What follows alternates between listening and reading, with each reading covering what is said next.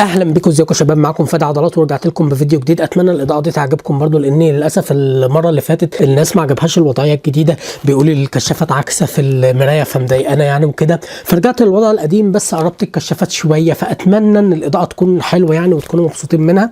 طيب بصوا يا جماعه بقى، النهارده هنفتح الكرتونه اللي هي الاكبر شويه. طبعا يا جماعه عشان اللي ما يعرفش يعني، انا كان في 5 كراتين كده عباره عن حاجات اشتريتها من الامازون، كلفتني 20,000 جنيه، اشتريتها في البلاك فرايداي، وقلت لكم هفتح الكراتين دي، بس انا ماشي بالتدريج يعني بفتحها كراتين من الاصغر للاكبر. فانا المره اللي فاتت فتحت الكرتونه الصغيره، هحط لكم الفيديو في البطاقات، والمره دي هفتح الكرتونه الاكبر شويه. الكرتونه دي يا جماعه مكلفاني بالظبط شحن وجمارك 1063 ونص، مكلفاني الشحن 481 جنيه والجمارك 582 ونص. طبعا الشحن تكلفته 481 عشان هي وزنها 3.5 لبره، يعني وزنهم قرب 2 كيلو تقريبا. يعني الارامكس بيحسبوا بالنص كيلو، بس انا حاليا انا اعرف اخر حاجه ان هم كانوا بيحسبوا النص كيلو الاولاني ب9، والانصاص الزياده بتبقى ب6، اول لبره ب9 واللبرات اللي بعد كده مش عارف كام واللبرات اللي بعد كده بتبقى ب6، فدول قرب 4 لبره. يبقى المفروض اول واحده ب9 والثلاثه التانيين 3 في 6 ب 18 و9 27 دولار. 27 دولار في 16 ممكن يكون اول نص كيلو بقى ب 10 دولار، لان في حاجه كان وزنها نص كيلو او اقل كمان من نص كيلو اللي هي الطاقيه، كنت دافع عليها 160 جنيه على فكره. ممكن يكون اول نص كيلو بقى ب 10 دولار. انا مش عارف صراحه النظام ايه بالظبط دلوقتي عندهم، هبقى اسال يعني وكده. المهم يعني يا جماعه ان انا دفعت على الشحنه دي بالكامل 1063 جنيه ونص. تمام، نفتح بقى العلبه نشوف جواها ايه. مين متحمس يا جماعه؟ طب قبل ما افتح العلبه بقى عايزين لايكات، فجروا الفيديو ده بلايكات، عايزين اكتر من 10,000 لايك. ويا ريت اللي مش مشترك في القناه هتلاقوا في زر احمر تحت الفيديو اسمه اشتراك او سبسكرايب، دوس عليه، وفي جنبه زر جرس، دوس على زر الجرس عشان يوصل لكم اشعارات بكل الفيديوهات الجديده اللي بنزلها. يا ريت تنضموا للجروبات بتاعتي كلها، هتلاقوها في الديسكربشن. بس كده مش عايز اطول عليكم يعني يا جماعه، انا مش عايز اطول عليكم.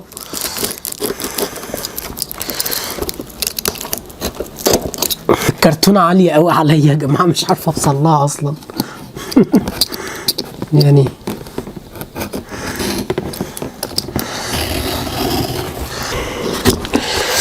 الله ينور. ايوه بقى زي ما توقعت يا جماعه. شوفوا دي ايه، دي ايه بقى يا جماعه؟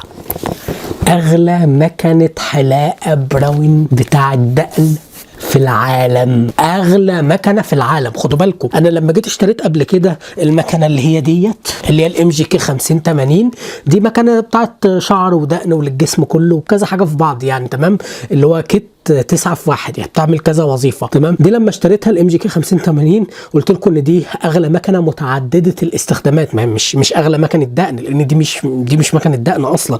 تمام، اغلى مكنه متعدده الاستخدامات. بس ما دي بقى كمكنه دقن فعلا اغلى مكنه في العالم كله، اغلى مكنه حلاقه دقن في العالم، اسمها براون 9 سيريز. المكنه دي يا جماعه كان نفسي فيها من زمان، ما اقول مش قادر اقول لكم من زمان وانا حاطط عيني عليها. بس للاسف يا جماعه المكنه دي كانت غاليه جدا جدا جدا جدا. لما كنت اشوفها دايما على الامازون الاقي مكتوب 384 دولار. في الفتره الاخيره قرب البلاك فرايداي بصيت على سعرها اتلقيت ب 250 دولار، يعني يعتبر عليها تخفيض، بس برضو ما اتحمستش ان انا اشتريها، كان نفسي ان هي تبقى بسعر احسن من كده كمان. يوم البلاك فرايداي بقى نفسه المكنه بقت ب 200 دولار. 200 دولار خلاص بقى، فرصه بقى ما تتعوضش، هوب تك قمت عامل الاوردر على طول في كلمه ونص. 200 دولار يا جدعان، دي فرصه ما تتعوضش خالص، وقمت جايب المكنه ديت. طبعا في حاجه يا جماعه، المكنه ديت ويت ودراي، يعني بتنفع على الناشف وعلى، يعني ممكن تحلق دقنك بميه وصابون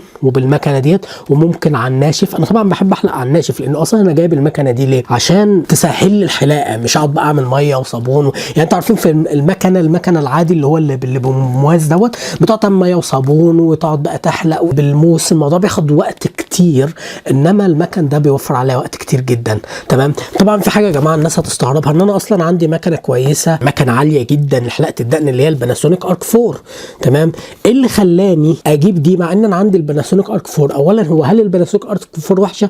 لا دي كانت جميله جدا وكانت شغاله معايا حلو جدا جدا جدا.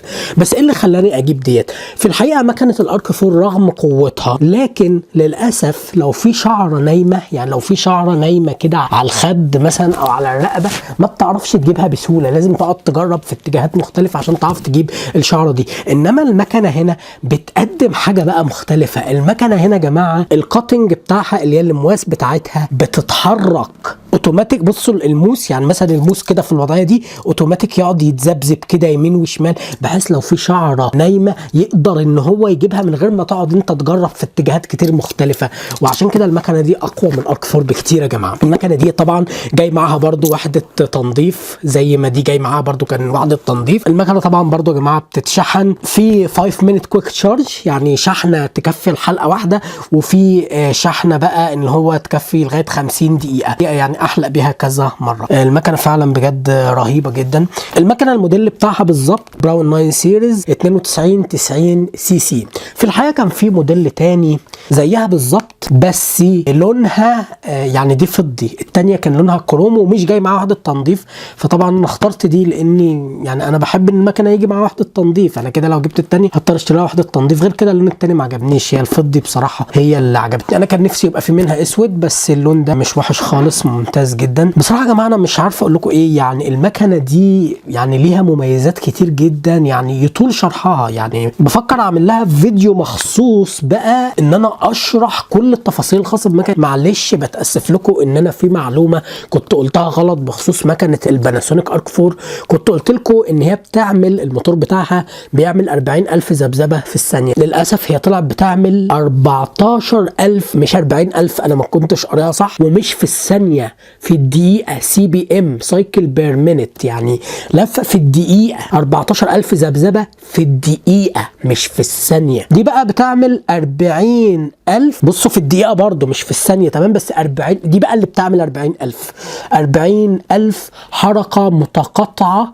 متعدده الاتجاهات في الدقيقه. يعني الحركات بتاعتها والذبذبات بتاعتها 40,000 حركه في الدقيقه. فطبعا دي اقوى من دي بكتير جدا جدا جدا جدا. دي تكنولوجيا الماني. الباناسونيك ارك 4 كانت ياباني. بس بصراحه انا السبب الرئيسي زي ما بقول لكم اللي خلاني اشتري المكنه دي يا جماعه هو ان المكنه دي هتبقى اريح جدا واقوى بكتير من ديت، فهتنجز معايا. يعني مصنوعه في المانيا، مكتوب ميد ان جيرماني. بس في حاجه هنا يا جماعه يعني قلقتني شويه بقى من مكنه البراون ام جي كي 5080 اللي كنت جايبها، ان هي ما كانتش مصنعه في المانيا. يعني هي مصنوعه في الصين بس التكنولوجيا المانيه. هل في بقى براون ام جي كي 5080 الماني؟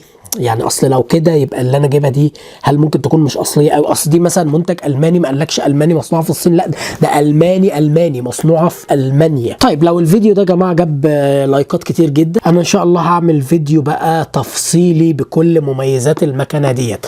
طبعا انا مش هقدر افتح المكنه دلوقتي لان لسه انا عايز اعمل لكم فيديو تفصيلي بكل المزايا اللي موجوده في المكنه دي. انا قلت لكم حاجات كده باختصار، انما هو لسه في تفاصيل اكتر بكتير. بصراحه يا جماعه انا جبت المكنه دي في وقت صح قوي اللي هو كان عمري ما هعرف اجيبها في اي وقت تاني بالثمن دوت. وعلى فكره ان الجمارك بتاعتها هتبقى 582 جنيه، مش وحش كويس ده. طبعا لو ما كانش في فاتوره اكيد كنت اتغرمت اكتر من كده بكتير. طبعا عايز اقول لكم كمان على حاجه يا جماعه، ان مكنه الباناسونيك في الفتره الاخيره المواس بتاعتها في موس بدا يتاكل، اللي هو الموس اللي تحت ده. بصوا هنا يا جماعه، بصوا لو تركزوا كويس قوي هتلاقوا الموس فيه حفره سوداء هنا. الحفره السوداء دي عشان الفويل اللي بره بدا يتاكل. طبعا هي بتتغير عادي، ممكن ان انا القطعه المواس اللي فوق دي، القطعه اللي فوق دي بالكامل ممكن تتغير عادي جدا. بس هي الفكره كلها ان انا قلت طب ايه اللي يخليني اغيرها دلوقتي وانا كده كده هشتري مكنه جديده، فاجلت الموضوع ده. لكن كده كده لازم هغيرها برضه، يعني فاهمين ان هي يعني تنفع كاحتياطي كده جنب المكنه دي، يعني مش هتخسر. يعني هو كان مكتوب اصلا على الموقع ان هي بينصح بتغيير الفايلز المواس بتاعتها يعني كل سنه، وانا المكنه دي جايبها من سنتين، فعشان كده تاكل المقاس. اللي مستني فيديو تفصيلي عن كل مزايا المكنه دي ونفتح العلبه، اللي مستني الفيديو ده وروني اللايكات واكتبوا لي في الكومنتات ان انتم مستنيين الفيديو دوت. عايز اقول لكم حاجه بقى يا جماعه بالمناسبه، الفيديوهات بتاعت فتح العلب بتاعت البلاك فرايداي هجمعها في بلاي ليست واحده. ليه بقى؟ لان انتوا كده هتوهوا، انا بفتح كل علبه في فيديو منفصل ومش بعملهم ورا بعض، فعشان كده عشان ما تتلخبطوش كل الفيديوهات دي هتبقى في بلاي ليست واحده هسميها مشترياتي في البلاك فرايداي 2019. يعني المكنه دي نقدر نقول مكلفاني كام بالظبط؟ هسيب لكم التكلفه الكليه للمكنه دي. بصوا يا جماعه انا دافع بالظبط $200. $200 في 17 كان الدولار وقتها محسوب ب 17، يعني 3400 زائد 1063 ونص، يبقى انا دافع بالظبط يا جماعه 4463 ونص في المكنه دي. بصوا يا جماعه حتى التغليف بتاعها بص تحس حاجه عظيمه جدا بجد، مكنه رهيبه جدا، انا متحمس لها قوي يا جماعه. طيب بس كده يا جماعه، اتمنى يكون الفيديو عجبكم، شكرا جدا لكم والى لقاء اخر في فيديو جديد.